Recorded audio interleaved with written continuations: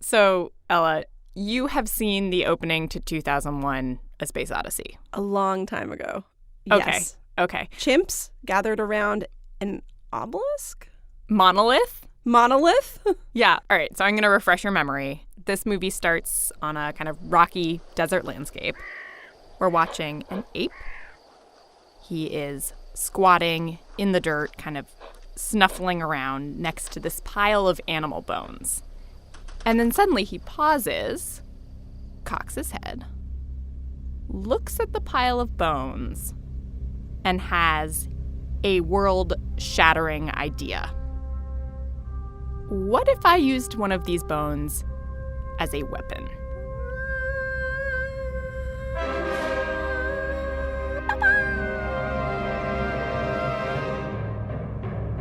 And sure enough, in the very next scene, you see this confrontation between two groups of apes. And, ooh, our ape buddy whacks one of those apes in the head with a bone. Whacking while they're down? They've been neutralized. Stop. This was the flash of insight. Yep. The earth-shattering was I can whack other apes with bones. Indeed. Okay. So this sequence is called The Dawn of Man. It has always made not a ton of sense to me.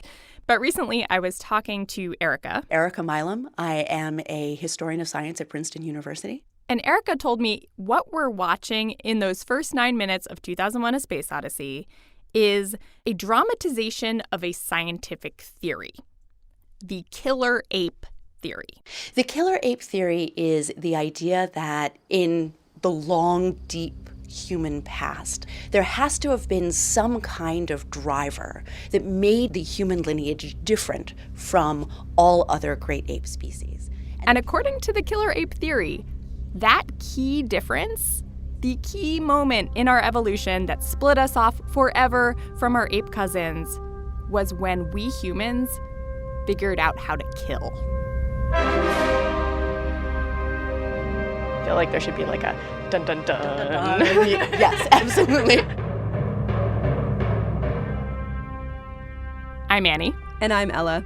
And you're listening to We Were Wrong. Over the next 14 episodes, we're going to be ransacking science history, bringing you stories about things we used to believe and how we changed our minds. So if you're feeling pretty confident about what you know, Yeah. feeling even a little smug, Yeah. so did these guys. So today we present the killer ape theory. In the 1960s, a scientist in South Africa and a Hollywood scriptwriter had a ton of people convinced that we humans are natural-born killers. That you are a murderer at your core. And then just as quickly as this theory rose, it all fell apart. Coming up, what killed the killer ape? So, how does a scientific theory end up in one of the biggest movies of the 20th century? I think the answer to that question basically comes down to one guy, Robert Ardrey. Robert Ardrey is not actually a scientist. He's a writer. He's this talkative guy from Chicago with bad posture and a flair for drama. And as a writer, he kind of does everything. He writes plays, for a while carves out a really comfy niche for himself in Hollywood, turning novels into screenplays. So he does stuff like Madame Bovary, The Three Musketeers. Duels are forbidden. In the name of Prime Minister Richelieu, I arrest you. Do your best in the king's name. But in the mid-50s, Ardrey is writing magazine pieces. He's actually traveling around Africa, writing pieces about politics, and he gets a tip that is going to completely change his career. A friend tells him, if you want a good story, go down to South Africa and talk to this scientist named Raymond Dart. So Raymond Dart, a little bit controversial, is kind of a maverick. 3 decades earlier, he discovered what he claimed was our oldest human ancestor, this kind of apey creature that he names Australopithecus africanus.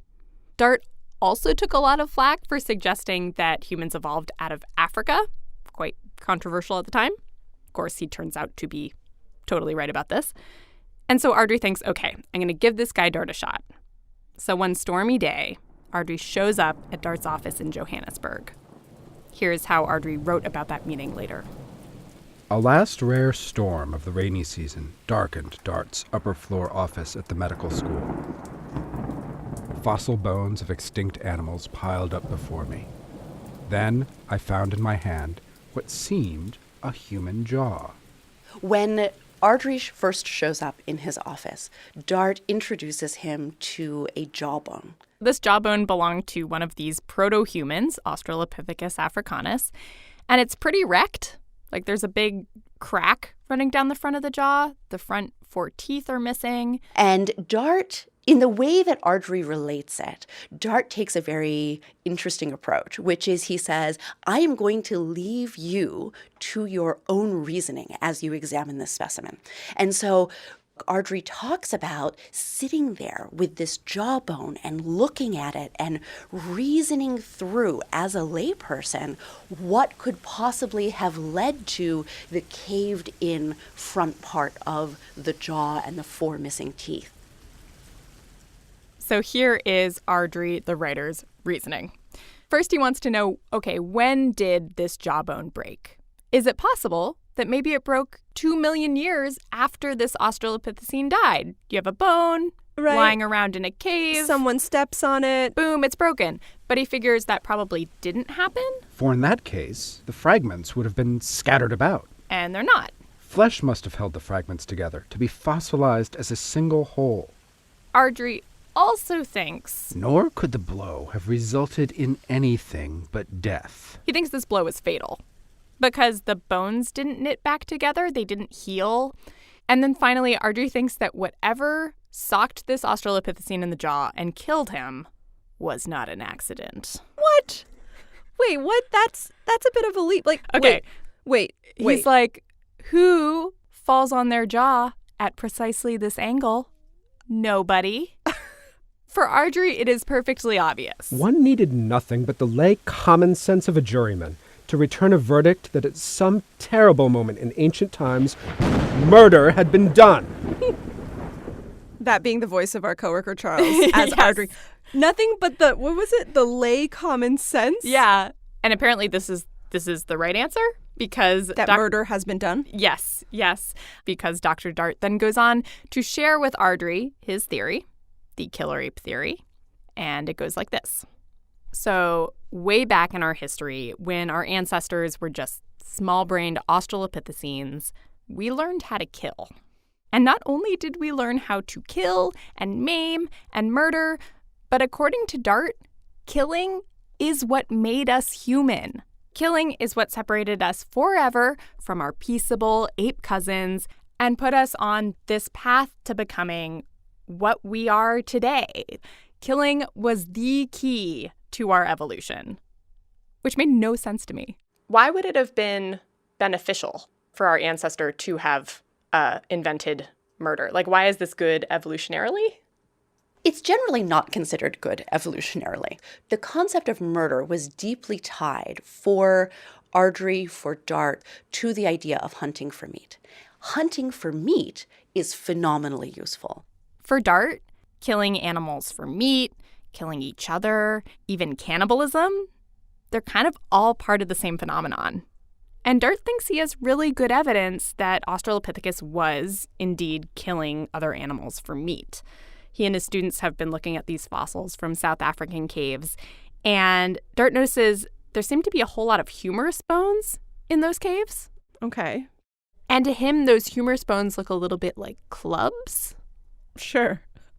And then he notices some of these animal skulls have these cracks and dents in them, kind of like they've been bashed in by clubs. Right. Yes. And it's like it's all coming together. Our ancestors grabbed some of these bone clubs, whacked each other, just like in the opening of 2001: A Space Odyssey, and they also whacked other animals and ate them. Or, as Dart put this slightly more colorfully in a scientific paper, Australopithecus, quote, battered them to death, tore apart their broken bodies, dismembered them limb from limb, and, how did he put this? Oh yeah, slaked their ravenous thirst with the hot blood of victims. So gross. It's not funny. Language like this did not win Raymond Dart a whole lot of scientific support. Yeah, no kidding. But Robert Ardrey, dramatist, scriptwriter, he is very alive to the dramatic possibilities of the killer ape theory. Robert Ardrey writes 4 pop science books inspired by killer apes. A few of them are bona fide bestsellers. Major newspapers review them. Columnists debate them. On TV, NBC airs a primetime documentary featuring Dr. Raymond Dart talking about his killer ape theory. And then, of course, comes 2001. Stanley Kubrick had gotten a hold of Ardrey's first book, extensively underlines it, and he brings this theory to the big screen with a level of accuracy and attention to detail that is startling.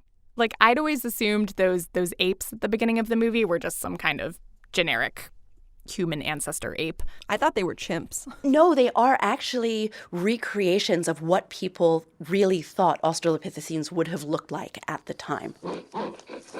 They are very specially created masks. Kubrick goes so far as to hire a paleoanthropologist to come on the set and to teach his actors how to move like they think Australopithecines would have moved. So we asked this question, how did the killer ape theory get so popular? And I think, honestly, Robert Ardrey is a huge reason. But Ardrey's timing is also just really good because it's the 1960s and people are thinking about violence a lot. Doctors are working feverishly over Senator Kennedy. There are a whole series of high-profile assassinations. A gurney has just been brought in. They're lifting Senator Kennedy onto the gurney now. The U.S. involvement in Vietnam is really communicating scenes of violence and destruction into American homes through flickering television scenes.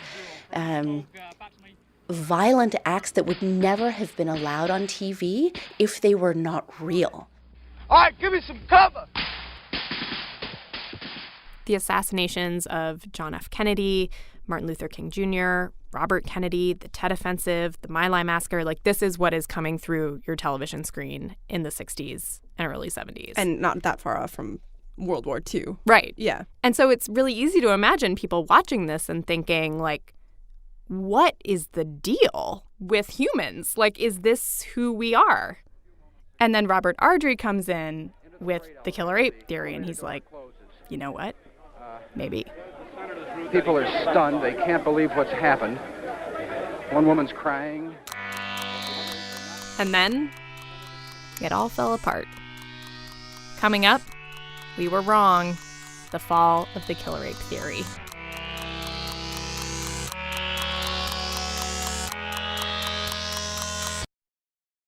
By the late 1960s, the killer ape theory is really big.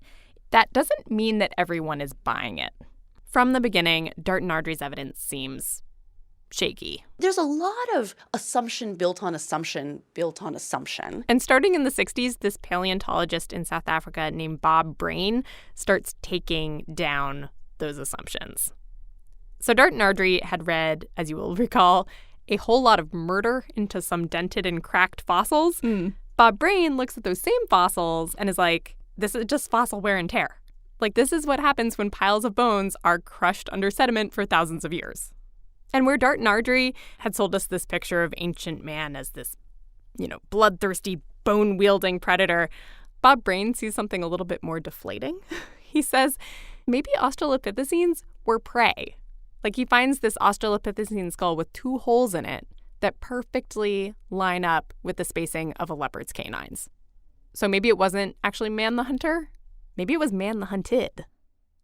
But this is a debate that's largely happening in the scientific press. None of this is reaching the public, who's still, at the theater watching 2001.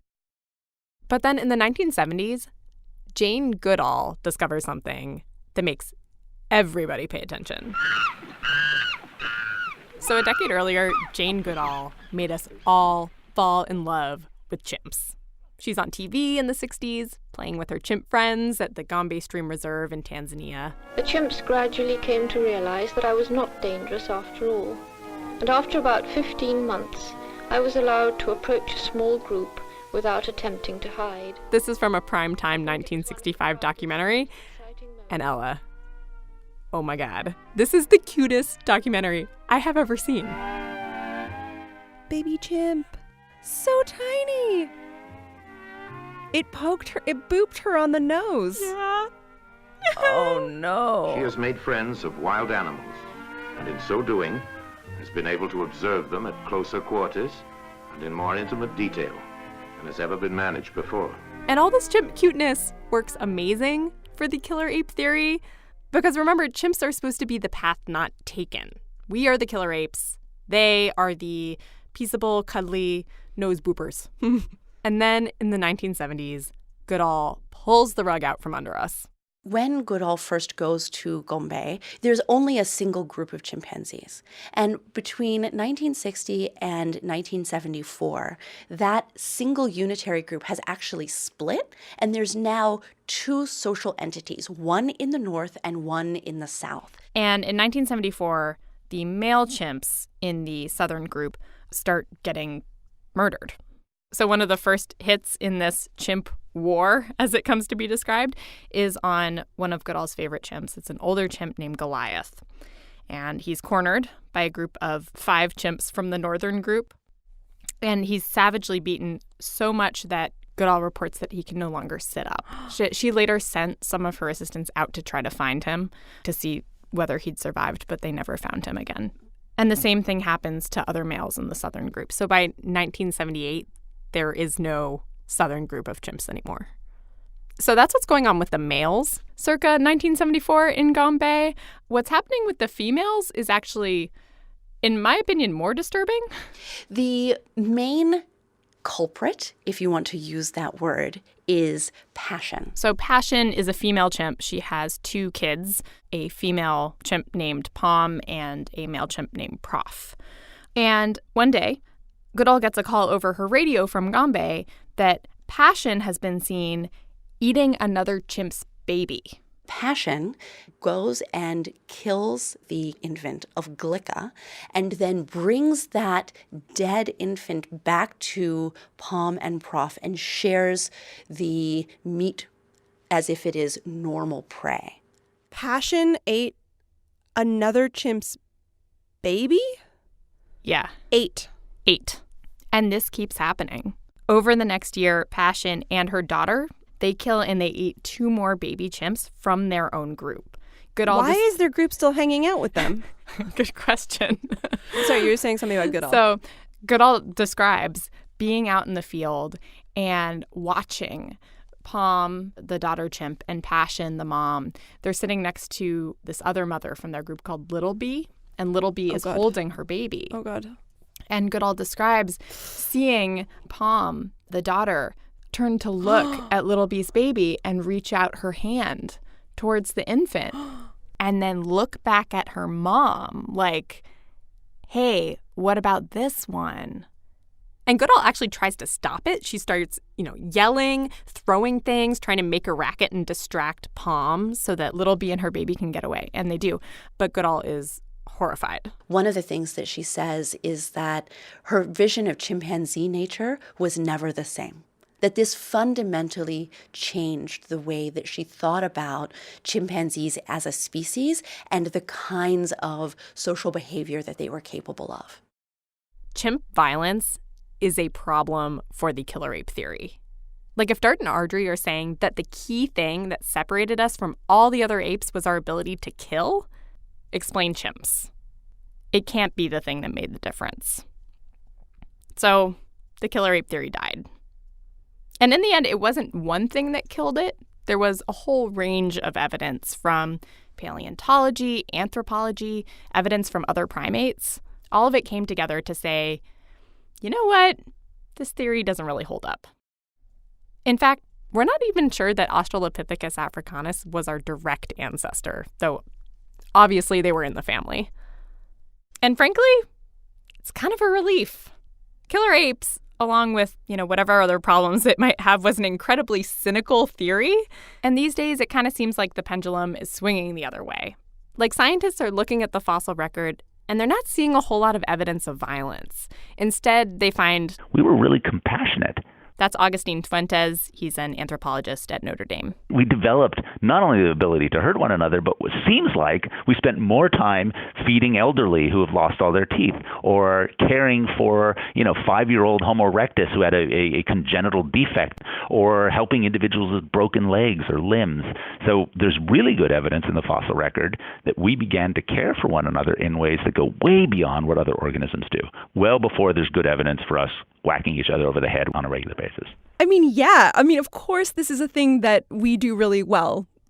Kindness. Not to discount our horrible violence, but sometimes people obviously do incredible things for each other. Like we literally give each other body parts. So if I was going to pick something that made us humans special among the apes, I would pick that.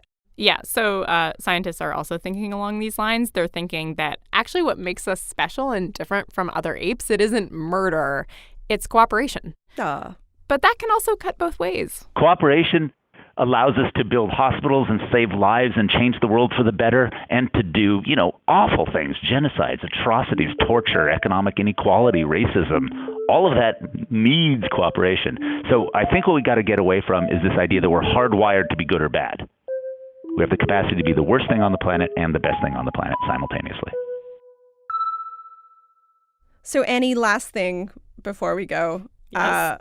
While you were researching this killer ape story, I got curious about who really is the murderiest of all the mammals.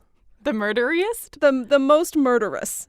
Somebody has, in fact, studied this. Inevitably. They tried to. They ranked all these different mammal species, and at the very top, at nearly 20%, so 1 in 5 deaths in this species they attributed to murder. Please tell me it's not us. Meerkats. No, not Timon. Yeah, 1 in 5 meerkat deaths are the result of murder. That is ghastly. So if murder, as Dart proposed, is the path to world domination, thankfully you showed that it is not. Yeah. But if it were, this would not be Planet of the Apes. It would be Planet of the Meerkats. Oh, boy.